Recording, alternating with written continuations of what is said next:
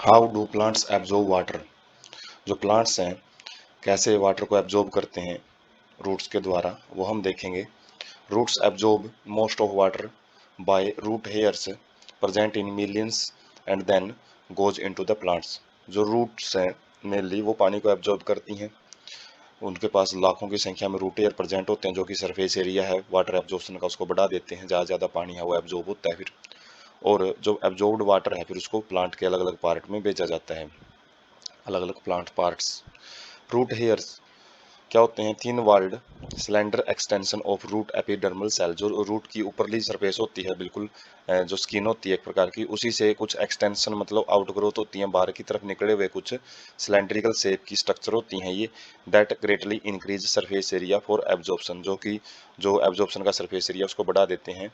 Water is absorbed along with the mineral solute, और साथ में जो वाटर के साथ में जो मिनरल्स वगैरह खनिज लवण वगैरह वो भी वाटर के साथ ही अवशोषित कर लिए जाते हैं रूट्स हेयर के द्वारा। और ये जो प्रोसेस है यहाँ पे स्पेशली वो डिफ्यूजन प्रोसेस के द्वारा हायर कंसंट्रेशन से लोअर कंसंट्रेशन की तरफ जो मूवमेंट है वो करवाई जाती है इसमें। Absorbed water move deeper into the root layers by two distinct pathways. और जो पानी एब्जॉर्ब किया है रूट्स ने फिर वो अंदर वाली लेयर्स में जाएगा। अभी तो सरफेस पे ही है क्योंकि रूट एयर बिल्कुल सरफेस पे है, और अंदर वाली जो बिल्कुल जो जाइलम फिलोएम जो कि बिल्कुल सेंट्रल मोस्ट पार्ट में रहते हैं रूट के, तो वहां तक जाने के लिए दो पाथवे यूज करता है, एक एपोप्लास्ट पाथवे और एक सिम्प्लास्ट पाथवे। और यही पाथवे हम नेक्स्ट स्लाइड में देखेंगे। Most of water flow via apoplast because cortical cells are loosely packed with no resistance to water movement. तो ज़्यादातर जो वाटर है वो एपोप्लास्ट पाथवे से ही मूव करता है, because cortical cells are loosely packed. जो कोर्टिकल सेल कोर्टेक्स रीजन होता है, जो हाइपोडर्मिस रीजन होता है, उसके अंदर वो लूजली पैक्ड होती हैं काफ़ी, उनके बीच में इंटरसेलुलर स्पेस है वो पाया जाता है with no resistance to the water movement, जिसकी वजह से वो कोई भी वाटर मूवमेंट को मतलब रोकते नहीं है, आसानी से वाटर उनमें से मूव करता जा सकता है। एपोप्लास्ट पाथवे देखते हैं सबसे पहले क्या होता है। Continuous system of adjacent cell walls is throughout plants except at Casparian strips. तो इसमें क्या है, वाटर लगातार मूव करता हुआ जाता है इंटरसेलुलर स्पेस के बीच में से, या फिर एडजेसेंट जो सेल वॉल होती हैं उनमें से। सेल के अंदर एंटर करने की जरूरत नहीं है वाटर को इसमें। और throughout plant except at Casparian strips, ये कैस्परियन स्ट्रिप्स एंडोडर्मिस में होती हैं जो कि वाटर के प्रति इम्परमेबिलिटी शो करती है, वाटर निमे से मूव नहीं कर पाता। उस केस में जरूर वाटर को सेल के अंदर जरूर मूव करना पड़ता है, जो प्लाज्मा मेम्ब्रेन को क्रॉस करके उसके बाद साइटोप्लाज्म में जाना पड़ता है, वरना एपोप्लास्ट पाथवे में वाटर को मूव करने की अंदर जरूरत नहीं पड़ती। जो सेल्स के बीच में जो खाली जगह होती हैं उनके उनके थ्रू वो आगे बढ़ता रहता है। Movement of water occurs exclusively through intercellular space and cell walls. तो सेल वॉल भी परमेबल होती है वाटर के प्रति, तो उनके जरिए जो वाटर है आगे आगे मूव करता रहता है। Does not involve crossing the cell membrane, तो इसमें जो सेल मेम्ब्रेन है उसको क्रॉस करने की जरूरत नहीं पड़ती, सेल के अंदर जाने की जरूरत नहीं पड़ती कि भाई एक सेल से दूसरी सेल में जाएगा फिर तीसरी सेल में, ऐसे बहुत टाइम कंज्यूमिंग प्रोसेस हो जाती है।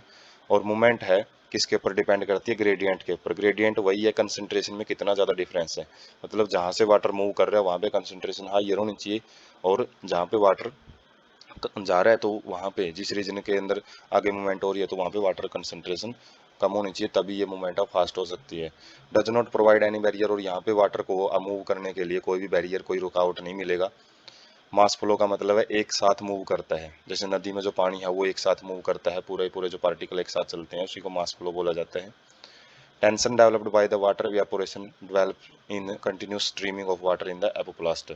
टेंशन का मतलब है जो पानी उड़ता रहता है वाष्पोत्सर्जन के द्वारा, तो पानी की कमी होती रहती है प्लांट के अंदर, जिसके जरिए उसको नए वाटर को फिर रूट से खींचा जाता है। और ये टेंशन के द्वारा मतलब एक तनाव रहता है जो वो मदद करता है प्लांट के अंदर वाटर को खींचने के लिए। कंटिन्यूस स्ट्रीमिंग का मतलब एक धारा बनी रहती है लगातार वाटर की एपोप्लास्ट पाथवे में। Mass flow of water occurs due to adhesive and cohesive property. Adhesive property क्या होते हैं दोनों? ये एक प्रकार का फोर्स ऑफ अट्रैक्शन ही होता है। जब अलग अलग सब्सटेंस के बीच में हो तो उसको एडहेसिव बोलते हैं, और जब कोहेसिव का मतलब एक ही सब्सटेंस के अंदर, जैसे वाटर वाटर के मॉलिक्यूल के बीच में यदि अट्रैक्शन है, फोर्स ऑफ अट्रैक्शन है, तो वो कोहेसिव फोर्स ऑफ अट्रैक्शन होता है। और जबकि एडहेसिव के अंदर क्या है, जब वाटर किसी भी प्लांट पार्ट के साथ उसके टच में आता है तो उसकी वजह से उसको साथ वो चिपकता हुआ आगे बढ़ता है, और ये मास फ्लो के अंदर ये दो प्रॉपर्टी है वही अपना रोल है वो प्ले करती हैं, जिसकी वजह से वाटर एक साथ मूव करता हुआ आगे बढ़ता रहता है। उसके बाद है सिम्प्लास्ट पाथवे। तो सिस्टम ऑफ इंटरकनेक्टेड प्रोटोप्लास्ट, इसके अंदर क्या है, प्रोटोप्लास्ट कनेक्टेड मिलेंगे एक दूसरे के साथ प्लाज्मोडेस्मेटल कनेक्शन के द्वारा। प्लाज्मोडेस्मेटा क्या होते हैं, दो सेल को आपस में जोड़ने का काम करते हैं, प्लांट्स में पाए जाते हैं। नेबरिंग सेल आर कनेक्टेड, मतलब ये नहीं है कि भाई जो सेल वाल है वो कंप्लीट एक जैसी पाई जाती है पूरे के पूरे सेल के ऊपर प्लांट्स के अंदर, उसके अंदर कुछ कनेक्शन पाए जाते हैं, कुछ छिद्र रहते हैं जिसमें से एक सेल का मटेरियल है दूसरे सेल के मटेरियल के अंदर जा सकता है, उनको प्लाज्मोडेस्मेटा बोलते हैं। तो water travels through cells and intercellular movements is through plasmodesmata. तो इसके अंदर क्या है, वाटर क्रॉस करता है प्लाज्मा मेम्ब्रेन को और वाटर सेल के अंदर चला जाता है, और उसके बाद जो इंट्रा सेलुलर जो मूवमेंट है, सेल्स के बीच में जो मूवमेंट है वो प्लाज्मोडेस्मेटा के द्वारा की जाती है।